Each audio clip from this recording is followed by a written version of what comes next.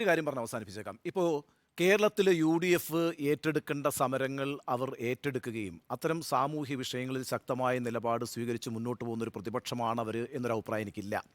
എന്ന് മാത്രമല്ല, കേരളത്തിൽ അവർ ഏറ്റെടുക്കേണ്ട സമരങ്ങൾ ഏറ്റെടുക്കുന്നില്ല എന്ന വിമർശനവും എനിക്കുണ്ട്. അതുമാത്രവുമല്ല, ഇപ്പോൾ ഗവർണർ ആരിഫ് മുഹമ്മദ് ഖാൻ കേരളത്തിൽ നടപ്പാക്കിക്കൊണ്ടിരിക്കുന്ന കാര്യങ്ങളോട് വേണ്ട രീതിയിൽ പ്രതികരിക്കുന്നില്ല എന്ന് മാത്രവുമല്ല, അതേ സംബന്ധിച്ച് അങ്ങേയറ്റം ആശയക്കുഴപ്പം ആ പാർട്ടിയിൽ നിലനിൽക്കുന്നു എന്നാണ് KPCC അധ്യക്ഷൻ്റെ പ്രസ്താവനയിൽ നമുക്ക് മനസ്സിലാവുകയും ചെയ്യുന്നത്. ഇവിടെ UDF എങ്ങനെ പ്രവർത്തിക്കുന്നു എന്നതിൻ്റെ വിഷയമേ അല്ല. ഇവിടെ നവകേരള സദസ്സ് അതിൻ്റെ ഉദ്ദേശ ലക്ഷ്യത്തിൽ എനിക്ക് സംശയമില്ലെന്നേ. കേന്ദ്രം കേരളത്തെ ഞെരുക്കുന്നുണ്ട് എങ്കിൽ, സാമ്പത്തികമായി ഞെരുക്കുന്നുണ്ട് എങ്കിൽ, അത് ജനാധിപത്യപരമായി ജനങ്ങളെ അറിയിക്കാനുള്ള ബാധ്യത ഒരു സർക്കാരിനുണ്ട്. അതിനൊരു സർക്കാർ ഇറങ്ങി പുറപ്പെടുന്നതിനകത്ത് യാതൊരു തെറ്റുമില്ല. അവിടെ ഏതെങ്കിലും ഘട്ടത്തിൽ നവകേരള സദസ്സിനോട് എതിരായിട്ട് പ്രതികരിക്കുമെന്ന് പ്രതിപക്ഷവും പറഞ്ഞിട്ടില്ല, അതിനോട് സഹകരിക്കില്ല എന്ന് മാത്രമാണ് പറഞ്ഞത്. നേരത്തെ ശ്രീ ആൻഡോ അഗസ്റ്റിൻ ചൂണ്ടിക്കാണിച്ചതുപോലെ കാസർഗോഡ് ഒരു പ്രശ്നവും ഉണ്ടായില്ല. അവിടെ വളരെ സുഗമമായി തന്നെ ആ ജില്ലയിൽ ആ പരിപാടികൾ നടന്നു. എവിടെയാണ് അരുണ ഈ പ്രശ്നം ആരംഭിക്കുന്നത്? അത് താങ്കൾ നേരത്തെ ചൂണ്ടിക്കാട്ടിയതുപോലെ മാടായി കോളേജ് ഒരു അഭിമാന പ്രശ്നമല്ലേ CPM-ന് അവിടെ നഷ്ടപ്പെട്ടില്ലേ? SFIക്ക് അവിടെ നഷ്ടപ്പെട്ടില്ലേ? KSU അത് പിടിച്ചെടുത്തില്ലേ? നടക്കട്ടെ, രാഷ്ട്രീയത്തിൽ അങ്ങനെയൊക്കെ ഉണ്ടല്ലോ. ഇന്നിപ്പോൾ SFIക്കാർ ചാലക്കുടി പിടിച്ചെടുത്തില്ലേ, ITI പിടിച്ചെടുത്തില്ലേ, അതിൻ്റെ ആഹ്ലാദത്തിൻ്റെ ഭാഗമായിട്ടൊരു പോലീസ് ജീപ്പ് അടിച്ച് തകർത്തില്ലേ? നടക്കട്ടെ കാര്യങ്ങൾ. പക്ഷേ അതിനുശേഷം ഒരടി അവിടെ നടക്കുന്നുണ്ട്. എന്താണ് ആ അടി? അവിടെയാണ് ഈ പറയുന്ന ഈ എരിപുരത്തെ ഈ പറയുന്ന പൂച്ചട്ടിയും ഹെൽമെറ്റും എന്ന് പറഞ്ഞ പ്രശ്നം വരുന്നത്. അതോടുകൂടി ഇതിൻ്റെ സ്വഭാവം മൊത്തം മാറുകയാണ്. ഈ നവകേരള സദസ്സിൻ്റെ യഥാർത്ഥ ലക്ഷ്യത്തെ മുഴുവൻ അട്ടിമറിച്ചുകൊണ്ട് ഒരു യുവജന സംഘടന അങ്ങനെ പ്രവർത്തിക്കേണ്ട കാര്യമില്ല. ഇനി ഞാനത് മാറ്റിവെക്കുന്നു. അപ്പോഴത്തെ ഒരു വൈരാഗ്യത്തിൻ്റെ അടിസ്ഥാനത്തിൽ ചെയ്യാൻ പാടില്ല. പിന്നെന്താ സംഭവിക്കുന്നത്? അവിടെ നിന്നൊരു വിഷയം ആരംഭിക്കുകയാണ്. അവിടെ നിന്ന് വിഷയം ആരംഭിച്ചാൽ പിന്നെ പിന്നോട്ട് പോകാൻ പറ്റില്ല. ഇവിടെ ഇപ്പോൾ കരിങ്കൊടി കാണിക്കുന്നു, 4 പോലീസുകാർ വന്ന് അവരെ അടിക്കുന്നു, പറഞ്ഞു വിടുന്നു. അവിടെ അത് അവസാനിച്ച് പോകുമായിരുന്നു.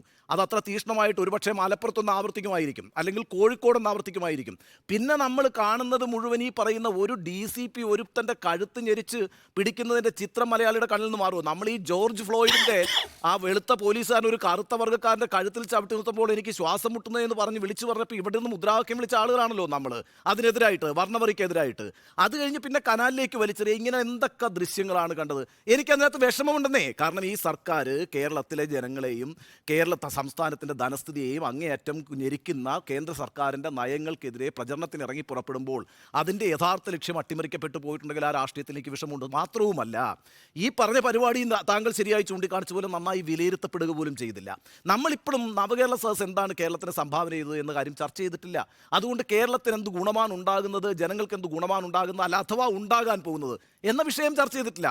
നമുക്ക് നിരന്തരം ഈ വിഷയം ചർച്ച ചെയ്യേണ്ടി വരുന്നതിൻ്റെ കാരണം അത് തുടർച്ചയായ കലാപങ്ങളിലേക്ക് പോയി എന്നുള്ളതാണ്.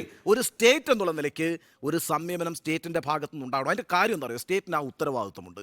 സ്റ്റേറ്റ് എന്ന് പറയുന്നത്, സ്റ്റേറ്റ് ഒരു രാഷ്ട്രീയ പാർട്ടിയുടെ ഭാഗമായിരിക്കുമ്പോൾ സ്റ്റേറ്റ് മൊത്തം ജനങ്ങളുടെ ഭാഗമാണ്.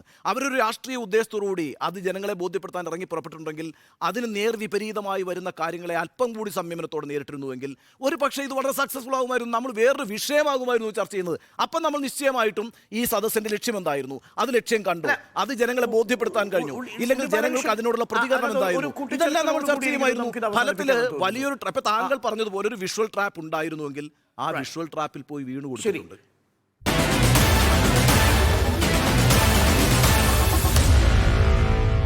Meet the editors.